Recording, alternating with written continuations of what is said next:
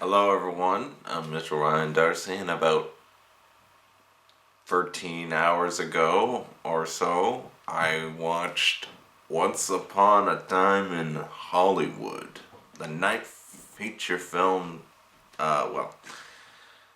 technically 10th or 11th, if you really want to get technical for Quentin Tarantino's filmography. Because he doesn't really count Death Proof for My Best Friend's Wedding or Birthday.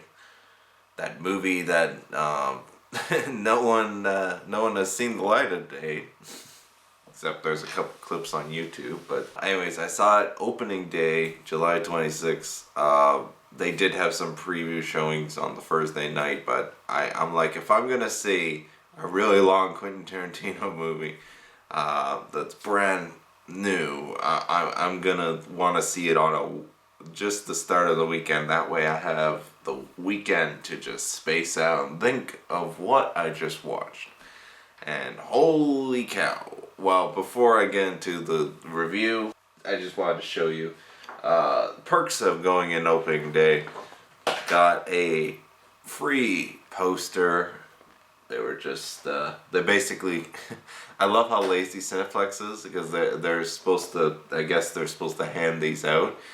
They just leave them in a pile near the front, and they're like, someone could literally come along and take the whole stack, and I don't think they would even blink. But yeah, I got poster, and interesting thing about this poster is it's a Time magazine review of the film, like by Stephen Zacharick. I apologize if I'm butchering your name, but there's the top of it, and then that font is so small. I'm not gonna go through all that in this video. But maybe somebody online took a picture and blew it up so that way you can actually read it, because it's a really, really pretty good review. I think it has some minor spoilers in it, if I remember correctly. You know how they have the Cineplex books, magazines, the highlights, movies and stuff currently going on, has advertisements and stuff? Well, Quentin Tarantino, or somebody in his marketing department, decided it would be really cool to have their own version of the Cineplex magazine sort of book, entirely themed upon Once Upon a Time in Hollywood. I kind of wish I got more than one copy of this, but I only grabbed one because the movie was going to begin, and I'm like, I don't really have a place to put this. And so after the movie was over, when I went back to get at least one more, it's all gone. So yeah, this is the only copy I have, and it is a cool book. Like I'll go through it now. You got letter from the editor. Like, it's a decent amount of pages too, especially for something that's more free. But man, once again, I don't think there's anything. I went through this book briefly. There's nothing really spoilerific. Spoilerific. But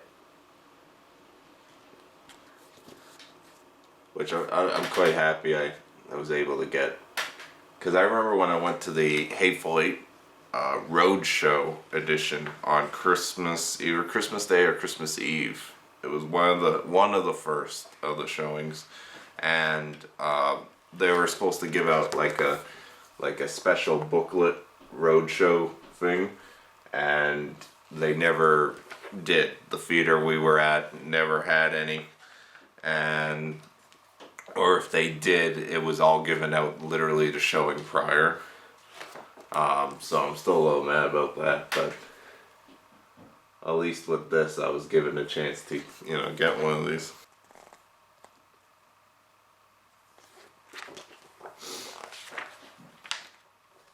Look at that, you got even an advertisement for Red Apple.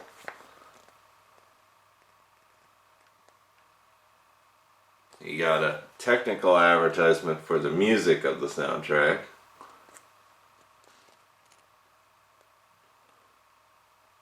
Got a lot of photos from the movie.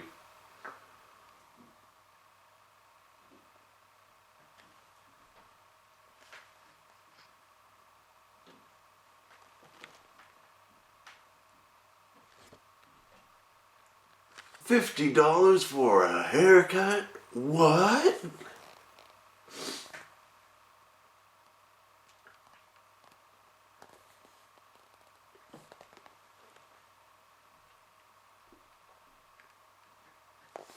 Like, look at the ads. The ads look pretty freaking legit. Like, look at that. Looks like exactly something I would see in a little magazine like this. Look at that. You even got a little ad page. Big Kahuna Burger. Headshots. Advertisement. Now playing. Feeder times. You got that dog food. And that's it. Ends with a poster, Once Upon a Time in Hollywood. The movie I saw. Yeah, so non-spoiler review first. And I gotta say, it is a great Quentin Tarantino film. If you liked any of Quentin Tarantino's previous works, there is a chance that you will definitely like some, if not all, of this film. And if you seen and loved most of his filmography, there's so much in this movie that's that it just feels like it's a little bit of basically all of Quentin Tarantino's filmography, slight references, like just in the way of certain things, like it's the combined of all his like experiences for all other films into one film. So that's what it felt like for me. I don't know if anyone else sort of got that vibe. This movie, I feel like it's a slight mess. It's like organized chaos. That's like, it's not a mess in a bad way. Like, this is one of the few examples of where it feels like it's a really, like, what you're watching is extremely well written, extremely well acted, and extremely well done. And it's organized chaos in the sense that it is a solid plan of a movie, but it just, especially for the first time viewing, there's so much in this film, so many references, so many little things that are like, so many references to real things, but then so many references to things that are actually just created for this movie. And it's like such a, like, it's hard, and all of it felt so real. Like, even the more absurd aspects of the film is done in such a way that it still felt grounded and real, even if it's totally crazy or totally loony. Oh man, yeah, I'm shocked. Editing wise, Quentin Tarantino definitely, like there would be a scene where two people are talking, and I think it cut away to almost like a sight gag or a visual separate scene, like 3 or 4 times in one conversation. And it's a bit jarring, because usually in Quentin Tarantino films, it's always the dialogue telling about the visualization, and it's very rare that it either cuts to a explanation showing scene, like for example in Reservoir Dogs, the bathroom scene where it's like, he's explaining a story and then you see a bit of the story. Or in situations like in Inglourious Basterds, that one cutaway scene at the dinner scene where it's like they're talking at the table, and then you see in her mind what she thinks of those two characters. Like, it's very brief, and you know, it's a really solid laughing, but it's like in this movie, it's a barrage of it. Like, if there's any complaints about the movie, is I kind of wish it was more, maybe even centered more around a couple, like if the whole movie was centered around Leonardo DiCaprio and Brad Pitt's character, it would have it would have been a more normal movie. But because there's so many characters and so many things that Quentin Tarantino wanted to sort of fit in this film, the film feels like it's almost like it's like Martin Scorsese's Wolf of Wall Street, but Quentin Tarantino. And I love Martin Scorsese's Wolf of Wall Street. That movie is just 3 hours of excess. Once Upon a Time in Hollywood is like, it's not exactly based on a true story, but at the same time it kind of is. Like I can't really say any more spoiler wise. So yeah, if non spoiler wise, very good. But yeah, it's it's not intense. It's a very slow movie. In the sense of just, I'm just surprised how slow it is. Like, it felt longer than The Hateful Eight. It felt like almost twice the length of The Hateful Eight, and The Hateful Eight felt kind of long.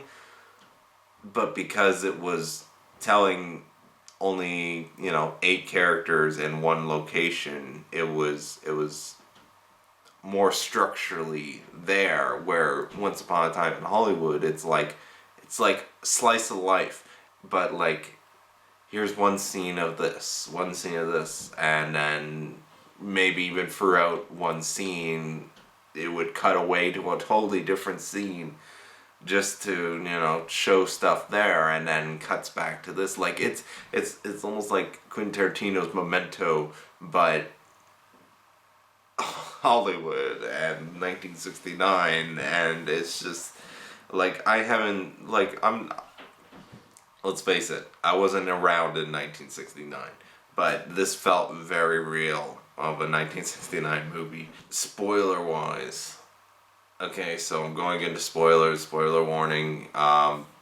If you haven't seen the movie and you want to not be spoiled, pause, leave this video, and then watch the movie, and then come back for spoilers. I was definitely confused a bit timeline-wise of the movie, because I was under the impression, because of the Cineplex article, it's like, oh, it takes place over 3 days. But they failed to mention that I think one of those days or whatever is like 6 months prior to the events of the way this film is structured, editing-wise. It's a bit over the place, like, in the sense that there was stuff in the opening credits that I was like, wait a minute. And later on in the film, I was like, oh, that's at this point and that point. It wasn't all happening at once, and it's like, it's just that little realization and all that. Like, should we just start off with the major spoiler, or? I was trying to figure out how they're gonna do, or what Quentin Tarantino's gonna do for the whole Manson murder of Sharon Tate, and I think several neighbors as well also died. Like, once again, I don't I cut out my before review. But I don't know much about it going into it, so I'm like, I know several people get murdered, and it happened one night or something like that. So you can imagine my surprise when you're going through this this really long movie, and you're like, okay, so Quentin Tarantino definitely is probably gonna save that for last. He pulled in Inglourious Basterds. It's alternate history, and I was shocked because I was like, this is definitely, because I was like, okay, so I know Leonardo DiCaprio and Brad Pitt's characters are not real. Sharon Tate is real, Roman Polanski is real, and a couple of the other characters are real, like Bruce Lee and Steve McQueen and all that. And it's like, I'm like, okay, so when it gets to the major final showdown, the event that is gonna happen, like the whole movie, you're like, it's foreshadowed, she's gonna get murdered, stuff like that, and it's like you get to the night of, and it's like even with it, like there's so much, like Quentin Tarantino puts a time, like it's building, it's happening, you're like, okay, so this is the night it's gonna happen, because Quentin Tarantino's cutting little timestamps of what time it is when it happened, or you got narrator coming back in, which I think is Kurt Russell, but I could be mistaken, like, because the narration was very little in the beginning of the movie and almost non-existent in the middle of the movie, that when the end rolled around, the narration really came back in. I think that's Kurt Russell, but I could be mistaken. But so Cliff Booth and Rick Dalton are basically at their house, and the car is parked out front. It's making a lot of noise. So actually, no. At this point, Cliff went for a walk with acid cigarette, and it's like Rick Dalton. He gets out, and I'm like, oh, okay. So at this point in the movie, they're going to. I'm like, what I was thinking. I'm like, okay, so Quentin Tarantino is gonna kill off them, and then Sharon Tate and them are gonna get murdered, and then basically that's how the movie's gonna end. That's what I was thinking, and it's like, because they Rick Dalton comes out and he just, oh my god, it's so funny, so great, but then at the same time so weird to laugh at, because the group of them went in and killed everyone, and it's like, oh, but like, to make a long story short, they basically side rail the whole them coming in to kill the people at that house who previously, or not the people who previously, they were given orders to kill the people, whoever's there at the house that was previously owned by someone else. That's literally, I think, their basis for the killing. Under orders, I think, of Charles Manson. I think that's how it worked, because there was no scene, I think, for Charles Manson, so I think he got cut out, and there was actually a lot of characters that are big actors and that were cut out as well, but basically it ends. So basically, they side rail the whole murder thing, and then they go after them for almost interfering, or they were like, hey, let's teach them a lesson, sort of thing, and Brad Pitt basically does most of 90% of the heavy lifting, and friggin', even though he's on acid, completely basically wrecks them, and then with some minor injuries as well, and then Leonardo DiCaprio, he's in the back with headphones and the swimming pool, and when the fight gets outside, or someone falls outside, he gets the flamethrower and burns her to a crisp, and it's like, it's so absurd. It's basically, to make a long story short, Sharon Tate is fine by the end of the movie, and she doesn't get murdered. She's pregnant. Like, she lives happily ever after, in the sense that in this Quentin Tarantino universe, which now I'm starting to think is because Inglourious Basterds and a couple other references that are skewed throughout Quentin Tarantino's filmography, I'm starting to think this all takes place in the same universe. Like, this is, I mean, we've always been, Quentin Tarantino fans have always been theorizing it takes place in the same universe. I mean, you got the Big Kahuna Burger advertisement in this magazine when Big Kahuna Burger was in Pulp Fiction. You got one of the people in Reservoir Dogs is actually the brother of John Travolta's character in Pulp Fiction. You got in Pulp Fiction the watch scene with Christopher Walken. I think he makes reference to a character who is whose great grandfather or whatever was in Django Unchained in the bounty list. I think it was I forget his name, but you see his name on the bounty, just the one that Django reads. And then I think True Romance, which is written by Quentin Tarantino, not directed by Quentin Tarantino, has a character in it that is related to, I think, Donnie in Inglourious Basterds. Like, there's a lot of things that are that could potentially connect this Quentin Tarantino universe, and I honestly think this movie sort of confirms it, because it doesn't necessarily mention its history or anything like that. There's no direct, end credit scene that pulls it all together or anything like that. There is end credit stuff, so if the credits start, you should watch it just for the thing they do during the end credits. But yeah, it's because all of Quentin Tarantino movies could technically take place in the same world. So that's how I'm gonna view it as. I don't know about you guys, but yeah. So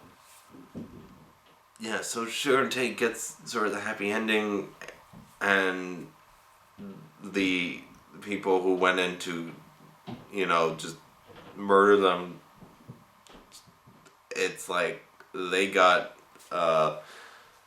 it's kind of like it's almost like the movie put them in their place, like, in the sense that it's like, it's almost like a fuck you to them, basically, the people who killed Sharon Tate and all that. Like, that's what the sort of them getting completely blown away by the guy with stuntman who's on acid, and some actor with a flamethrower.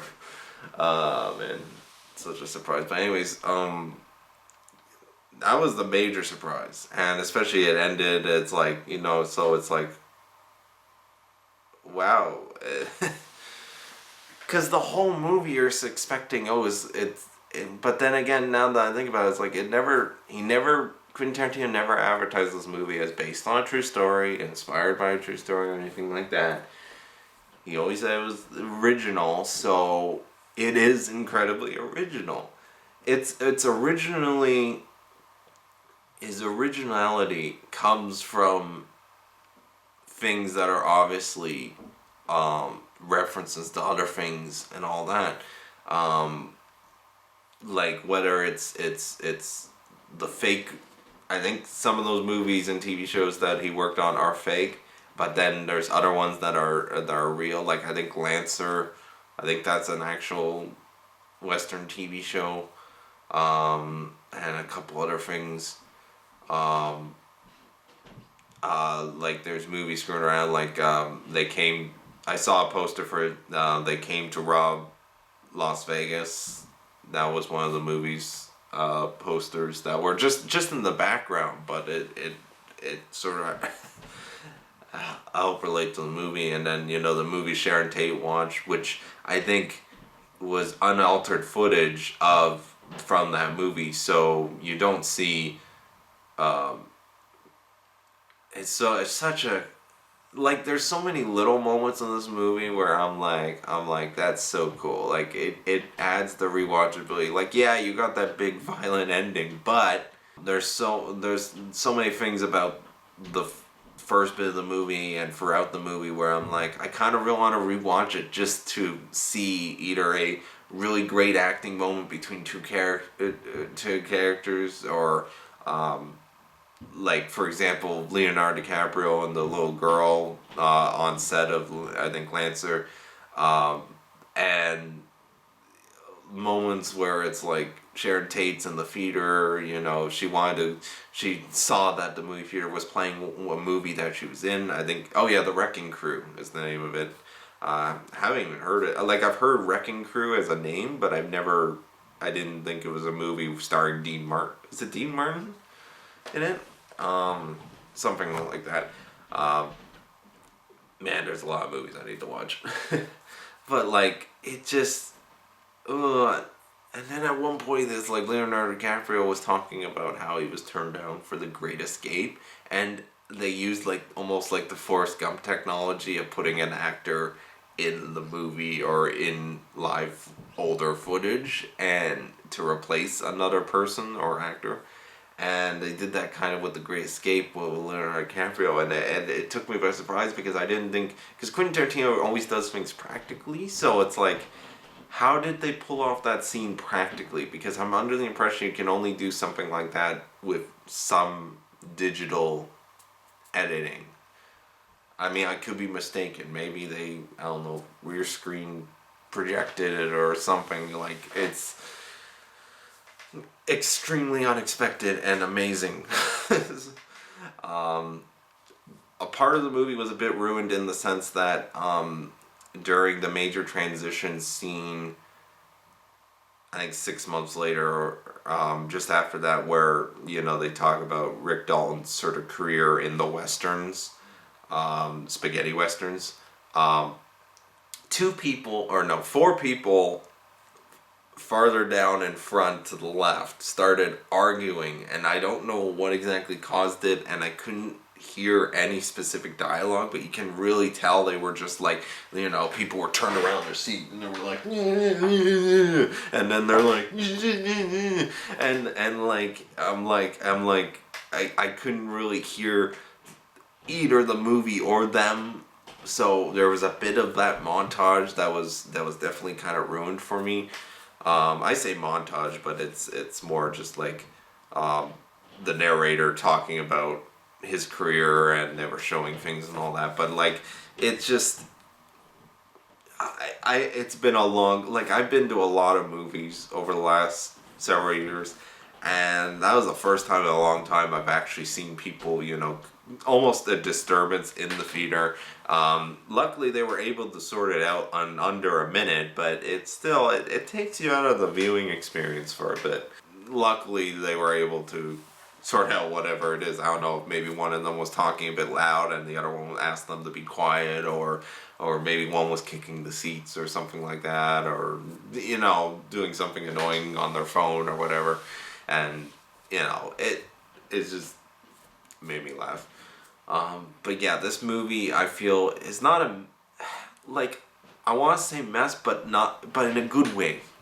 And I explained it in my non-spoiler review, and it's like, it's Quentin Tarantino love letter to what he's experienced as filmmaker, or someone growing up, I think, around that time in Hollywood. I don't know, I think that's what I'm getting under the impression of. And he definitely loved probably watching those old westerns on TV and all that, and those old shows. So it's like, this movie definitely had a lot of love behind it.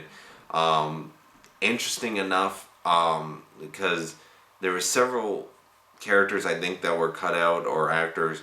So for example, so the obvious one, Burt Reynolds couldn't film any of the scenes from the movie because, well, he passed away before they started filming his scenes. So Bruce Dern had to step in to be the character he was playing. I forget his name, George Spaz or something like that. and it is a quite minor scene, and it's quite unfortunate because it's like, wow, okay, so you would have got Burt Reynolds to do that, and it's like, it was good.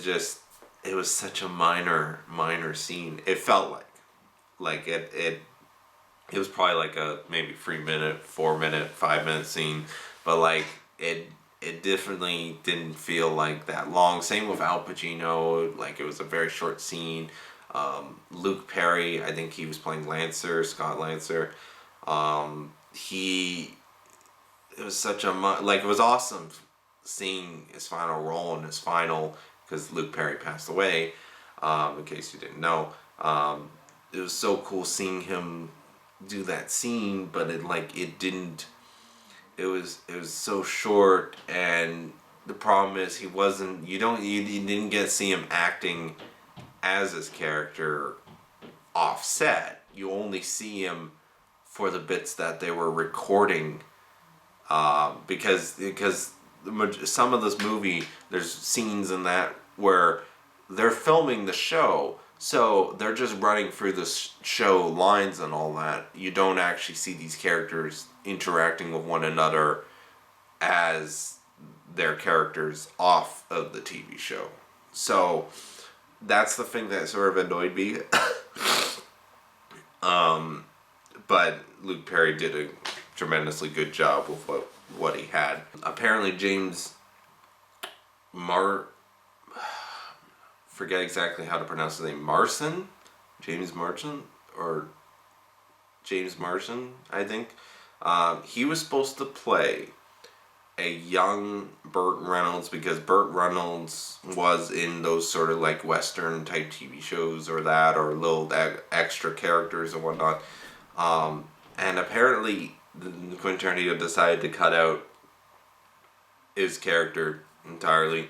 I can kind of understand, but at the same time, it's like, you kind of do want to pay tribute to Burt Reynolds as well. So, because he kind of wanted to really be in a Quentin Tarantino movie from what I've read, and so he was very excited for the movie. So it's kind of weird that, another actor representing Burt Reynolds got cut out, but I also at the same time kind of understand the decision. Also, it depends on the movie, and the movie was already busy enough as is, so I don't know if adding in more characters would have made it even better, but definitely kind of want to see a longer cut of this movie. It's one of those movies where it's like by the end of it, you're like, I just want to keep going. I just want to see Quentin Tarantino's universe from the very beginning all the way to the end of time, It's that enjoyable.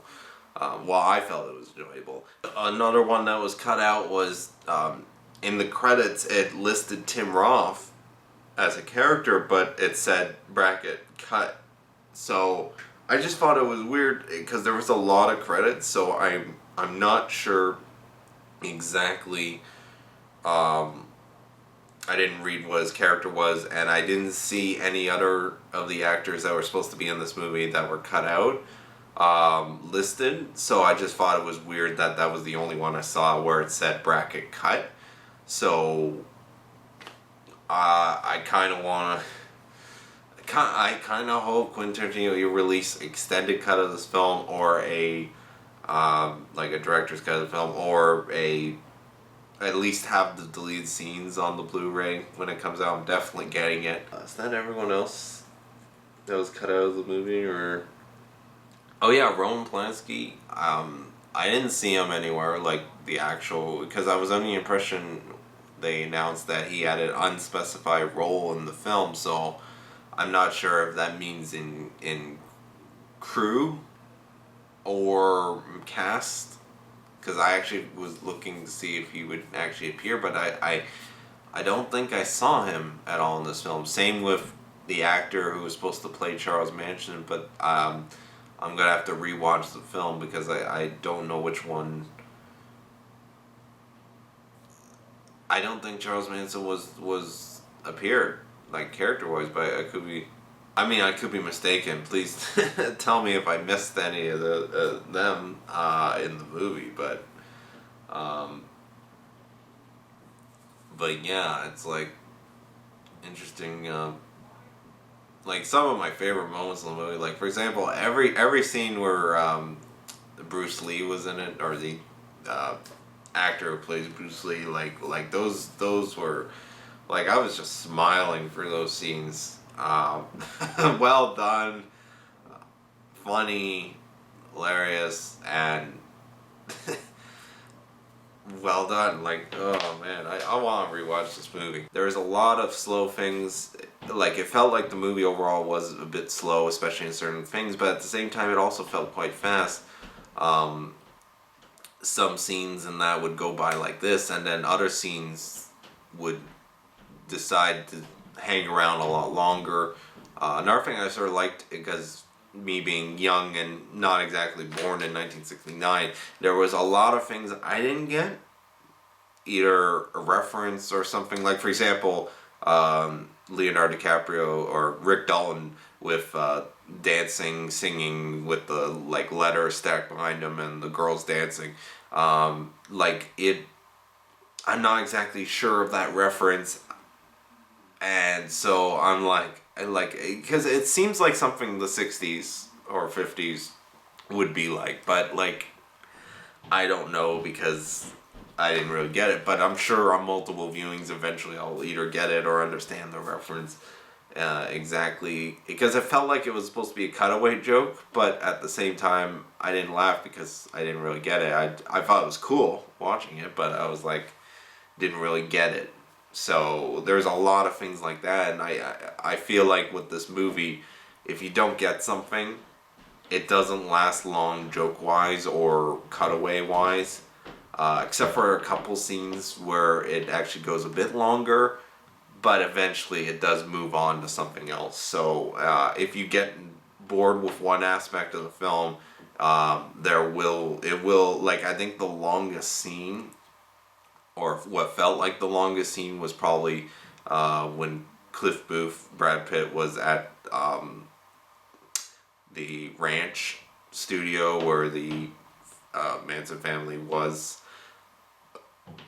staying at, and that kind of deserves to be that long because it is very suspenseful and very almost like horror film levels of stuff.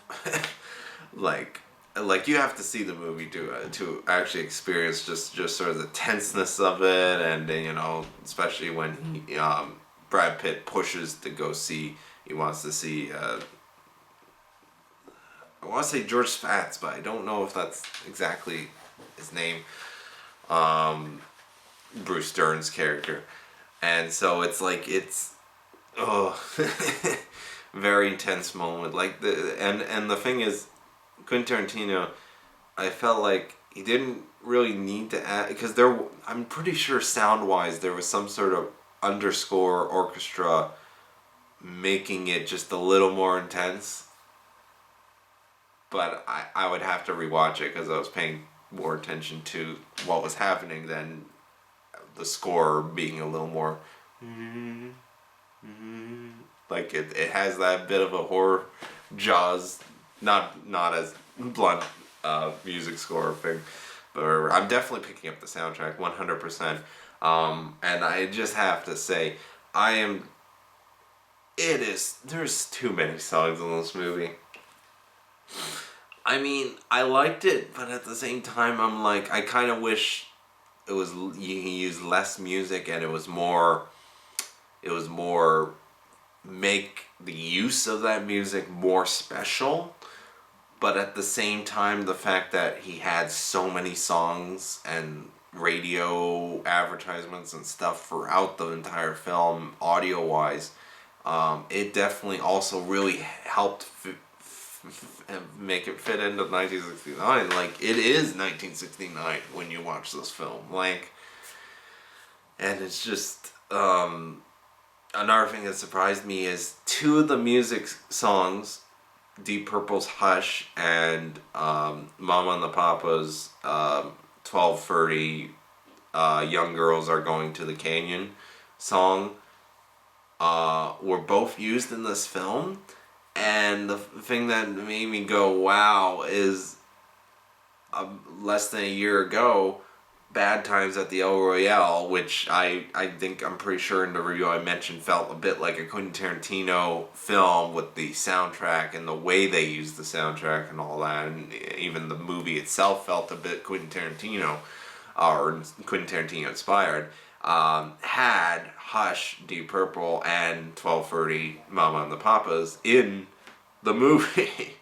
And the thing is, those two scenes I felt in the movie were very iconic use of the song and memorable.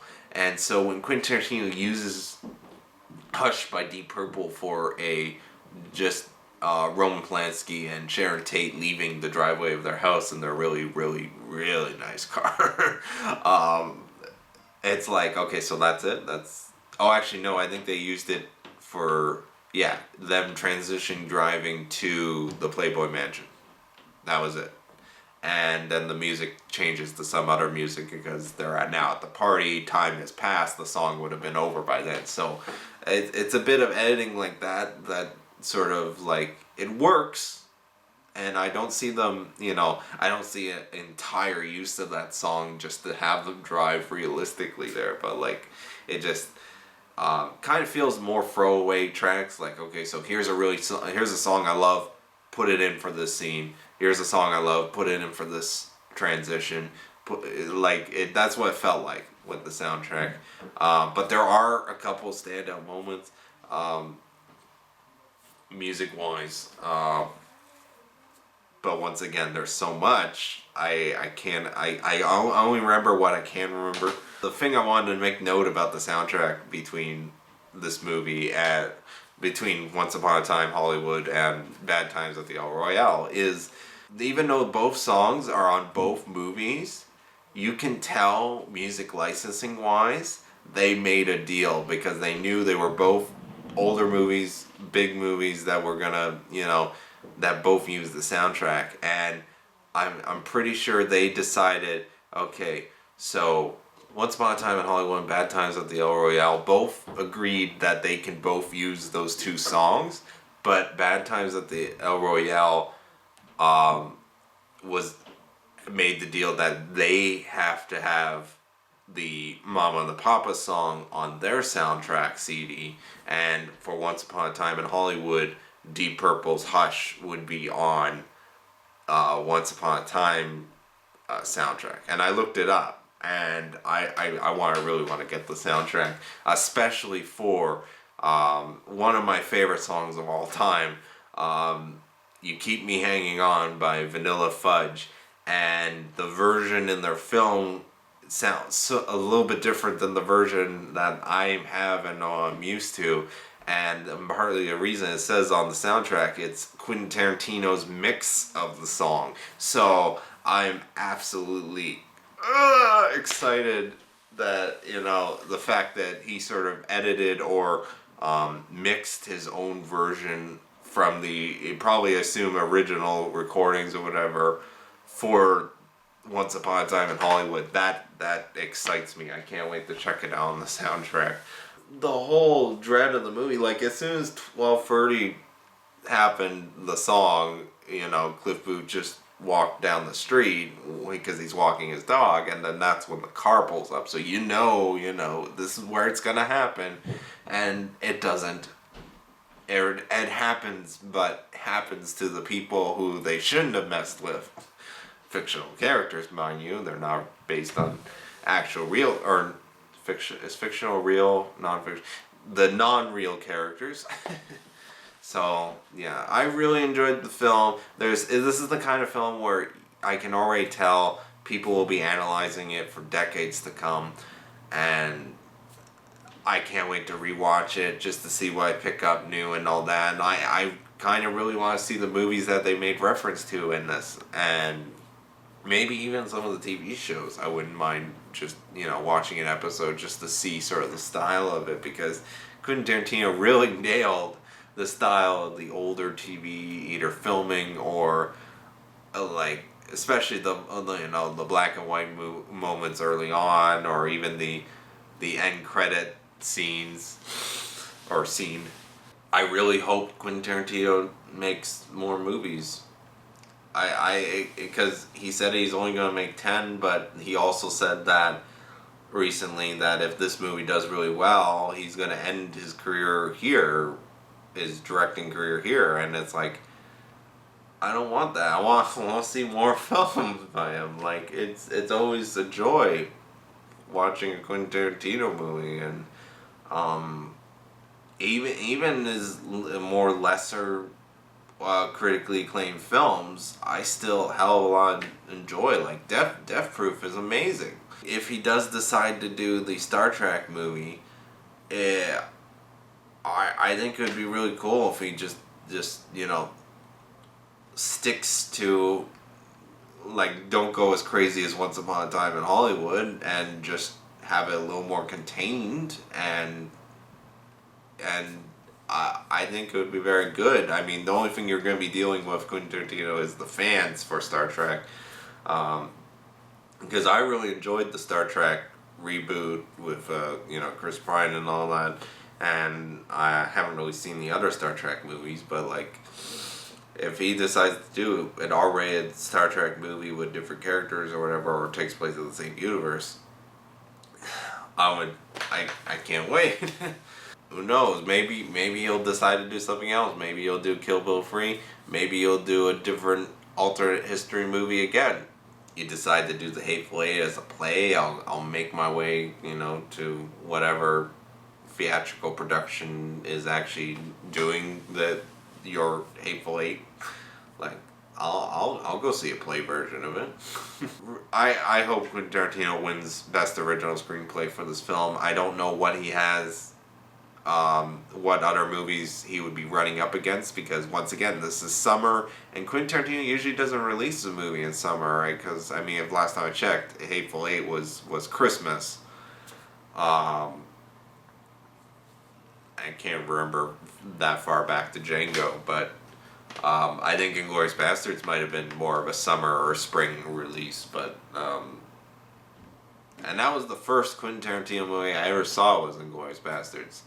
I remember seeing the trailer for it, and I'm like, wow, I just want to see this, because I was younger. I mean, it was 2008, 2009, so I was like 15 years old, and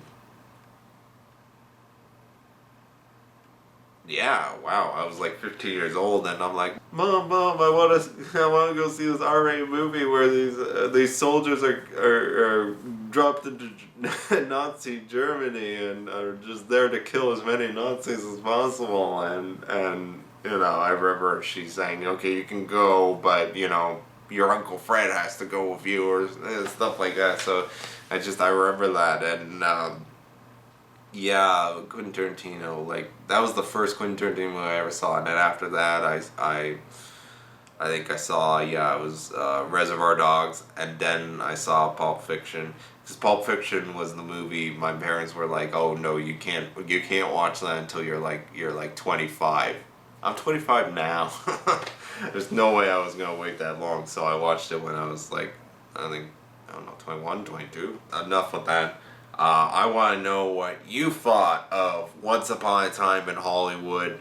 Let me know in the comments below. Thank you very much for watching. I want you to have a nice day or night or whatever time you watch this. Have a nice whatever. Check out my other stuff if you want. It's entirely up to you. No pressure. But just remember, you keep me hanging on. Whoa.